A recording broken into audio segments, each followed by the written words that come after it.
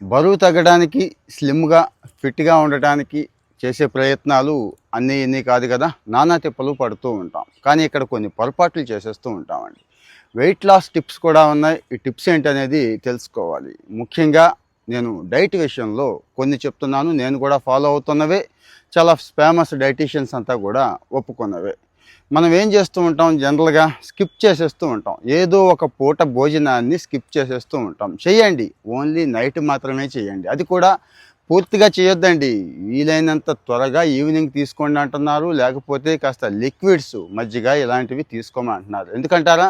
Skip చేసామే అనే ఫీలింగ్‌తో తర్వాత చాలా చాలా ఎక్కువ తినేస్తామండి. అలాగే కొంతమంది చెప్తున్నారు ఫ్యాట్ ఫుడ్స్ అండి. ఓన్లీ ఫ్యాట్ ఫుడ్స్ తీసుకున్నా కానీ ఏం పర్వాలేదు, చాలా హెల్తీగా ఉంటావు, వెయిట్ తగ్గిపోతావు అంటున్నారు. అలాంటి పని చేయొద్దు. చక్కటి సమీకృత ఆహారం అంటాం చూడండి. మంచి గ్రైన్స్ కానీ అన్ని రకాల అన్ని రంగుల కూరగాయలు, ఆకుకూరలు ఉండేలాగైతే చూసుకోండి. కొంతమంది ఏం చేస్తున్నారంటే మంచి బలం వస్తాయి కదా అని చెప్పి నట్స్ అని, ఆవకాడో అని విపరీతంగా తినేస్తున్నారండి. మరీ అంత విపరీతంగా తినాల్సిన పని లేదు. నాలుక ఏం చెప్తూ ఉంటుంది, మైండ్ ఎంతసేపు కూడా టేస్ట్ టేస్ట్ అంటూ ఉంటుంది, తృప్తి అంటూ ఉంటుంది కదా. కానీ బాడీ కూడా కొన్ని సిగ్నల్స్ పంపిస్తూ ఉంటుందండి.